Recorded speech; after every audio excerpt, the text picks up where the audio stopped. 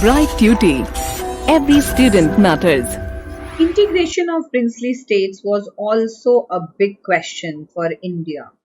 How they will be integrated. British Indian provinces and princely states were two types of states here.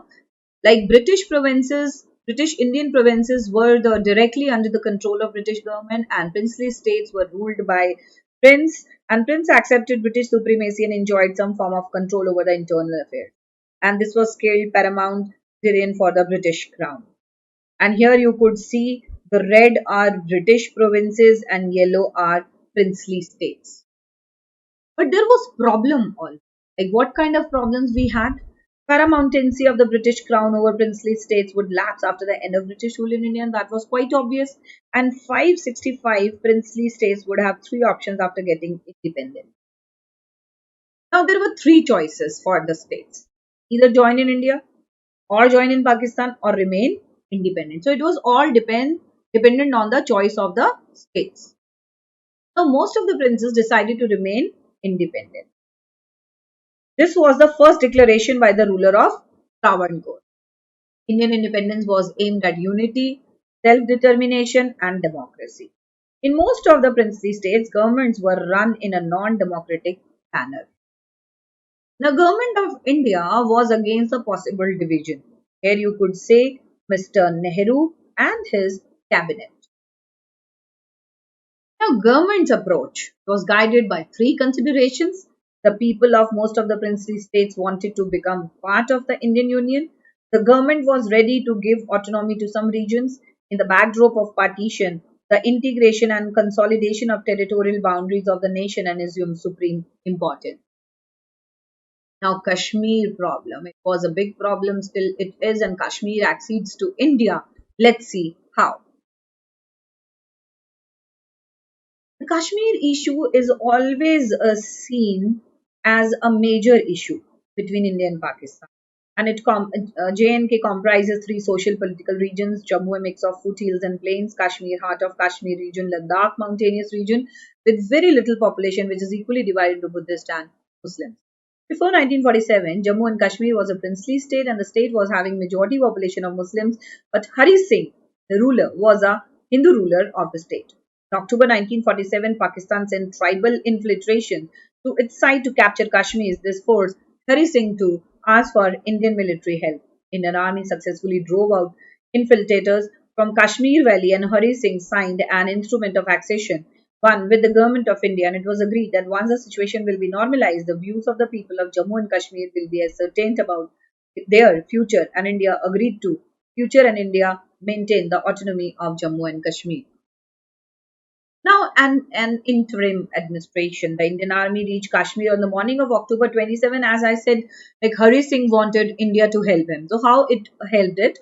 The tribal invaders operating with the full support of Pakistan Army fled the main valley. However, Pakistan continued to occupy a large chunk of Kashmir's territory, which it had illegal seized. On October 31st, an interim administration was set up with Sheikh Abdullah as its president. On 31st December, Indian government appealed to the United Nations Security Council to put an end to Pakistan's act of aggression. The Security Council's resolution and its resolution of August 13, 1948 suggested a ceasefire, that means peace, between India and Pakistan. This resolution had asked Pakistan to withdraw its troops and the territories occupied by the invaders. The Security Council also called for the determination of the future status of Jammu and Kashmir in accordance with the will of the people through a plebiscite. The plebiscite never took place because withdrawal of Pakistan troops from the occupied areas was a precondition for holding the plebiscite. On 1st January 1949, India and Pakistan agreed to stop fighting. Now a major thing which was solved by the Iron Man Sardar Vallabhbhai Patel. India's first deputy prime minister and the home minister negotiated with the rulers of princely states, but firmly diplomatically. Most of the rulers were ready to sign instrument of accession with India. Accession was more difficult in Junagadh, Hyderabad, Kashmir and Manipur. Integration of Hyderabad.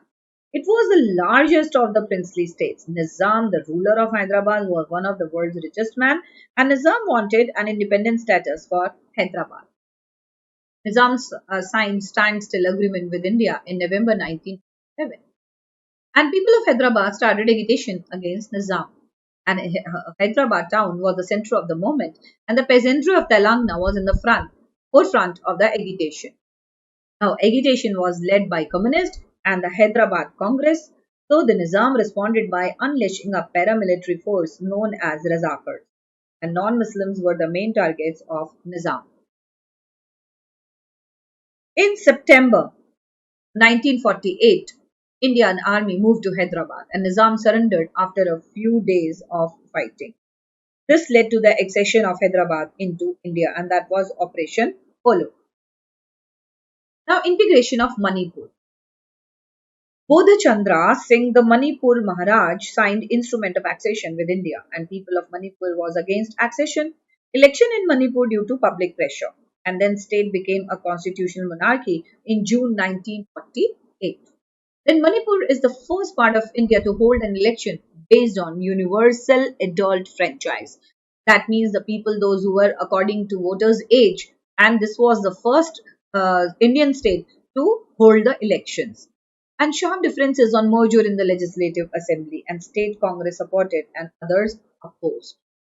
Maharaja also signed merger agreement in September 1949 without consulting the Legislative Assembly. This caused a lot of anger and resentment in Manipur, and it's still going on.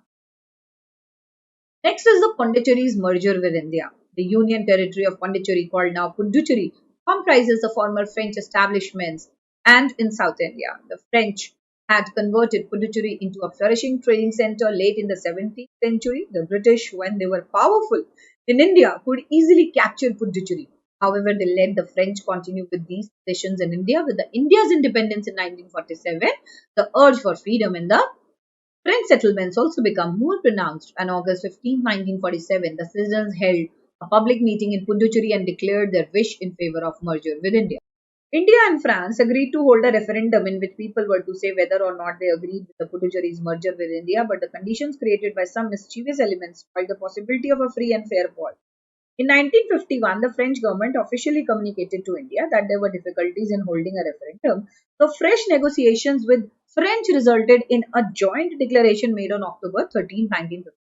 And the de facto transfer of the French settlements to India took place on November 1st, 1954, but a treaty of its effect, that is Franco-Indian Treaty, was signed in 1956.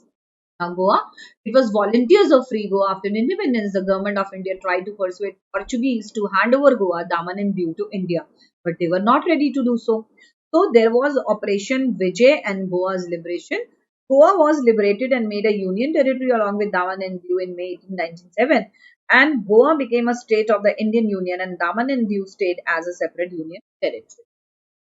Now, the reorganization of the states, drawing the internal boundaries, was another task in the process of nation building.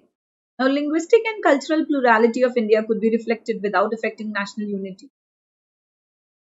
Our national movement had promised to formation of states on linguistic basis because there was no special status given to any of the religions. So, after long discussions of political people, they decided that it was like planned that India could be divided on geographical boundaries on the basis of language. So it was like formation of state was on the linguistic basis because it was not possible on the basis of religion or the culture. So what they did, they just chose the linguistic thing as the base. Now, after independence, our leaders feared that formation of linguistic states might lead to disintegration, would be draw attention away from the other social and economic challenges, and the fate of the princely states had not been decided that time. So then, center leadership decided to postpone the matter. The decision was challenged by local leaders, people also. The Vishlandra movement for a separate Andhra demanded that the Telugu speaking areas should be separated from the Madras, and all the political parties in the Andhra region supported the movement. Poti Shri Mallu, a Congress leader and a veteran Gandhian, went on indefinite fast that led to the death after 56 days. And it was caused due to unrest. Several legislators of Madras Assembly resigned. Andhra Pradesh was formed in December 1952 and it was the first linguistic state of India. Formation of Andhra Pradesh led to similar movements in other parts of the country also. The State Reorganisation Commission was formed in 1953 and Fazal Ali was the chairman of this commission. State Reorganization Act was passed in 1956 and 14 states and 6 unit territories were created. What was the impact of formation of linguistic states? The regional leaders became part of national politics, which was a good sign. Uniform division of states strengthened the national unity, acceptance for the principle of diversity. Now there was a change. You could see like Arunachal Pradesh, Assam, Sikkim, Meghalaya, Nagaland, Manipur, Mizoram, and this was the administrative division UP, and then Assam, Patiala, and East Punjab, Ajmer, Madhya Pradesh, Kutch, and many more. Bombay, Mysore, Kurg, Travancore, Madras, Hyderabad. So it was like in 2000 creation of Jharkhand and Chhattisgarh and Uttarakhand.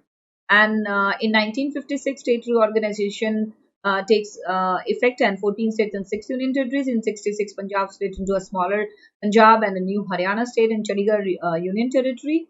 Then in 2000, creations of Jharkhand, Chhattisgarh and Uttarakhand, and 2014, creation of Telangana. Now, why should we have smaller linguistics? The making of new states is fraught with small problems. First, each state will need a separate administrative setup and a new capital. This puts a heavy burden on financial resources of the country. Second, distribution of assets and liabilities of the parent state. And the new state also causes problems, but there are some solid arguments in smaller linguistics. In a democracy, the administration of a region must be carried into language, and it gives satisfaction to the people if the relations with state officials or ministers are very direct. Because of smaller linguistic states, regional literatures and languages blossomed, and ethnic identity, language, or regionalism are the grounds on which people claim to have separate states. And if a particular region or ethnic group feels neglected, that region or racial group deserves to be given change to manage their affairs the way they like. Now let's move towards the exercises. Like, let us revise what we read here. Demand for new states has not come to an end, and movements for Vidarbha in Maharashtra and Harit Pradesh in parts of Uttar Pradesh and West. Let's revise the chapter. The first Home Minister of independent India was Sardar Patel, and who was the Home Minister responsible for the merger of the princely in the Union of India? Sardar Patel. And what was the base of Indian state reorganization in 1956? It was language. What do you understand by instrument of accession? The instrument of accession was a legal document created in 1947. It was executed by Government of India to princely states, which was signed by the most of the rulers. And when and by whom was the Tristan Destiny speech delivered? And this speech was delivered by Pandit Jawaharlal Nehru at midnight on 4th August 1947. And which theory was behind the partition of India in 1947? The theory of Muslim League was behind the partition in 7, and explained the challenge which independent India faced during the process of national building. And it was after independence, British rule over India ended, and all the states, as many in 565 in all, could become legally independent. So there were many challenges faced in getting the states together and the build the nation. The first challenge was to shape a nation that was united yet accommodative to the diversity of society. Then Indian people spoke different languages and followed different cultures and religions. It was difficult with such variety of diversity together for long. The partition of the country appeared to prove everyone's worst fears. Second challenge was to establish democracy. India adopted representative democracy based on the parliamentary form of government, that was democracy. And this features ensure the political competition would take place in a democratic framework. And the challenge was to develop democratic practice in accordance with the constitution. And the third challenge was to ensure the development and well-being of the entire society and not only of some sections.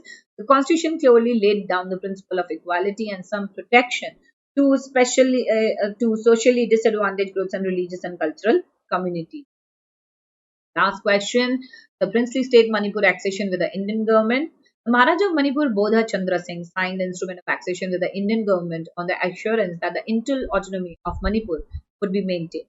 Due to public pressure, the Maharaja held elections in Manipur, and June 1948, and the state became a constitutional monarchy.